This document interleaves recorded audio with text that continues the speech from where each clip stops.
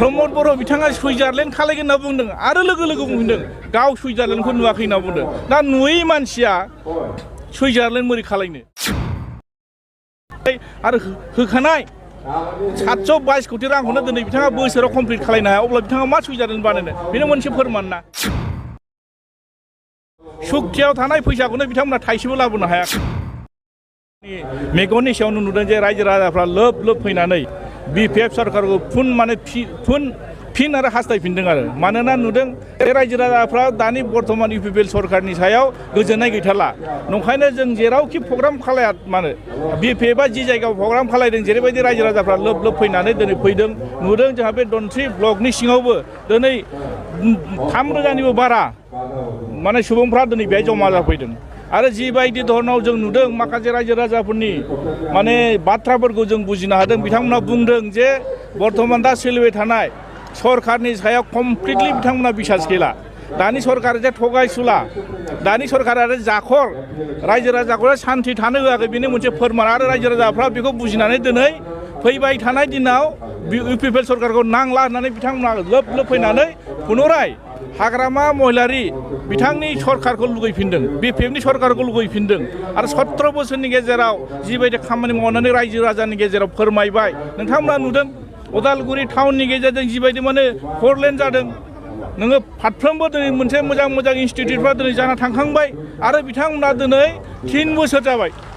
रानिं 3 बोसोर सोलिगासिनो दं सुक्तियाव थानाय फैसाखौनो बिथांमोना थाइसेबो लाबोनो हायाखै आरो बिथांमोना नंखाय खोथा बुंनानै खोथाजोंल' मानसिफोरखौ फुस्लायना दोननो नागिरो आरो बिथांमोननि दैदेनगिरिफोरनि जिथु लाइफ स्टेन्डार्ड बिथांमोननि थानाय जानाय सोलिनाय आरो बुंनांगौ भाषायानो गैया बेखौ रायजो राजाफ्रानो मिथिखाजोबो आरो बिथाङाथ' गावनो बुंदों प्रमद बर' बिथाङा सुइजारलेण्ड खालायगोन होनना बुंदों आरो लोगो लोगो बुंदों गाव सुइजारलेण्डखौ नुवाखै होनना बुंदों दा नुयै मानसिया सुइजारलेण्ड मोरै खालायनो दाथ' बेथ' लासिं दुखुनांथाव बाथ्रा बिटिसिआव दिनै सुइजारलेण्ड बायदि बानायनो थाखाय बिथांनाव जिबायदि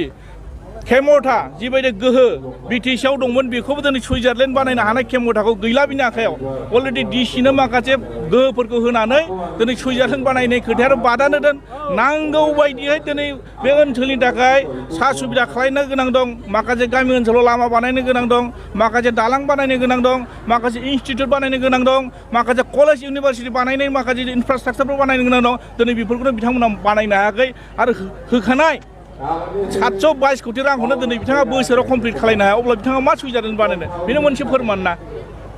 जोंहा बर्तमान बिटिसिनि जाय चिफ जों CEM नांगोन प्रमद बर' बिथाङा गावसो थगायदों गावसो थगायजादों मानोना दिनै बिटिसिनि जिथु गोहो कनस्टिटिउसनेलि दिनै DCSP खौ बाहायनो हागोन ना हाया